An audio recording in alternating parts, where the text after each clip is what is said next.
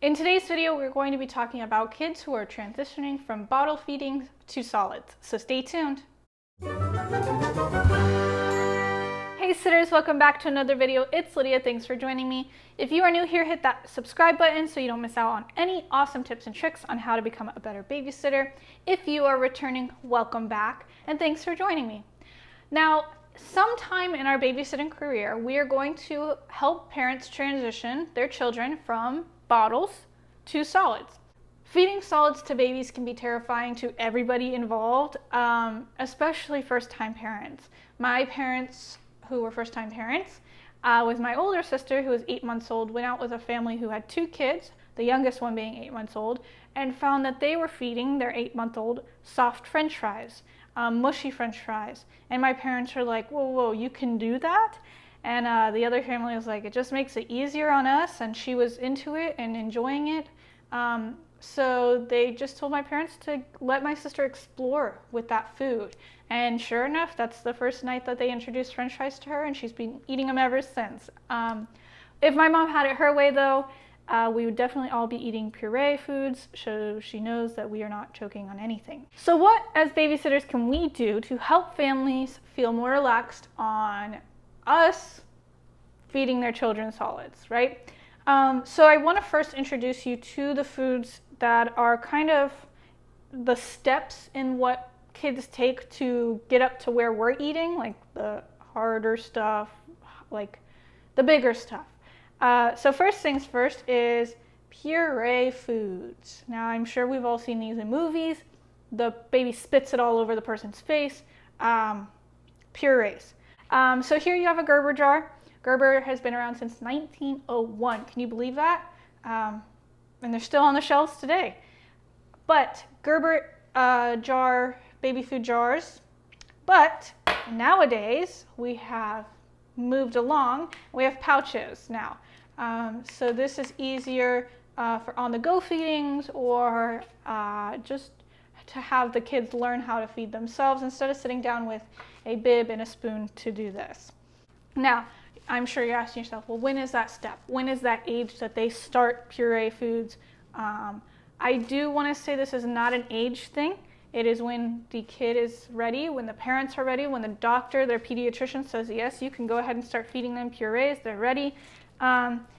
So I would say it's nothing under the age of 5 months, but 5 months and up, they could be starting to introduce them to solids. Like I know somebody who didn't start introducing solids until 7, 8, 9 months old. Just because the kid wasn't ready and they didn't feel comfortable, the pediatrician said hold off, and so they did. So asking the families where their children are in the steps of feeding, right? Now, I do want to say when you start introducing purees, it's not a 3 meal a day kind of schedule. They're still having bottles. That's their main source of nutrition. So they're still going to be feeding bottles, being fed bottles. This just comes in here, and there. Again, ask the family. Sometimes they feed them before the bottles. Sometimes they feed before nap time. So it just depends on what the parents are doing. So when you're feeding puree foods, you're going to need a spoon. Well, I mean, if you're feeding a pouch, you don't need to. But finding a smaller spoon in the house, these are the spoons that I used as a kid, compared to the spoon that I use now. Obviously, you can see the difference. Babies' mouths are a lot smaller than ours, so we need to find something that fits comfortably in their mouth and is not too big.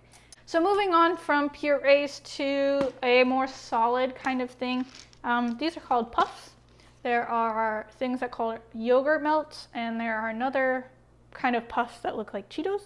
They all disintegrate in the baby's mouth, so they're less of a choking hazard, still a choking hazard, but less of one because they do melt. But when babies put this in their mouth, it is solid. As you can see, I'm squishing it down. And this starts to trick the brain and the mouth into, they need to start chewing, and it helps them learn how to chew or gum, depending on if they have teeth or not.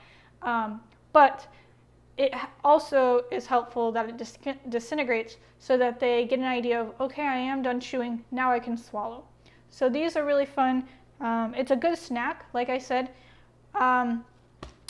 These are usually for before lunches, just to get them to snack on something, before bottles. I've gone with a family to a restaurant and these things kept our sanity because the kids love them. So puffs are a finger food, which helps with fine motor skills and teaches them that they need to start feeding themselves and bringing the food to their mouth.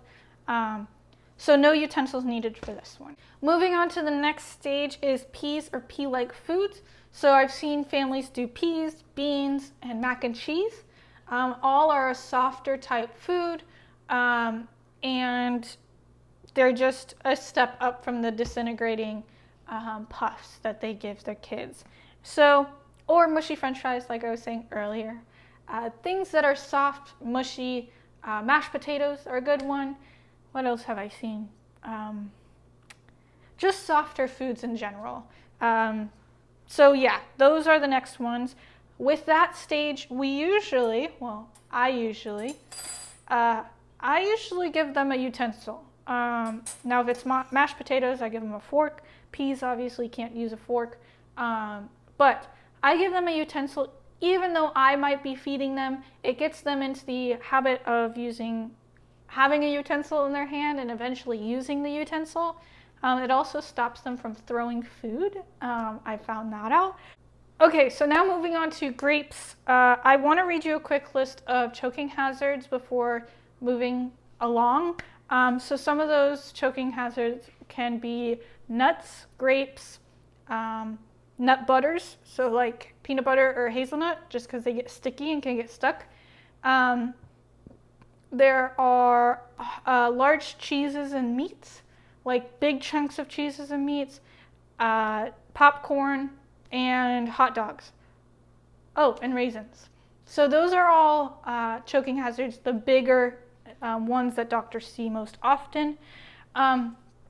So with that being said, I've got grapes here on my plate, and this is a good snack to give kids. But to make sure that you're decreasing the potential of them choking on these grapes, what I do, and most families ask of me, is that I cut them in fourths, like that, and I will feed that to them. Now, if I am not comfortable with the idea of giving a grape to a child, maybe because I've seen their skills of eating, maybe I know that they don't chew their food as well, anything along that line, or I just don't feel comfortable in general, I can peel this skin off the grape and I can feed the grape insides to the children. So I don't know if you can see that, but I just peeled the skin off of it. See how I can't even get off my finger? Now if it gets stuck to the side of the esophagus or anything like that, or in the back of the throat, it could be a choking hazard. So I'm not trying to scare you out of feeding grapes to anybody or eating grapes yourself, but I do want you to know that they can be a choking hazard. So feeding them this inside part of the grape, still cut into fourths, don't give them a whole grape, just peeled, they're good to go. Less of a choking hazard. Still, any food could be a choking hazard, but to decrease the chances of it becoming a choking hazard, I do that process. Moving on to carrots, or anything like carrots, apples, broccoli, hot dogs, anything like that. I know that I just said raw veggies are actually a choking hazard, but that is for younger kids. For older kids, the bigger the food is in their mouth, the harder it is to swallow it whole, and the brain actually tells them to start chewing. So the bigger it is in their mouth, their brain starts to say chew, chew, chew, because we can't just swallow it whole. But that is for older kids, not younger kids. The younger kids need not too small of a piece and not too big of a piece. But carrots are a great thing. They could dip it in some sauce. They start to explore different things of what they like, what they don't like. As babysitters, we should not be introducing any new foods to the kids that are not approved by parents. A lot of my parents would like to introduce those foods themselves to the kid to know really how they react, if they like it, if they don't like it. I have a family who the older girl is allergic to eggs, like really allergic, has a really bad reaction to them.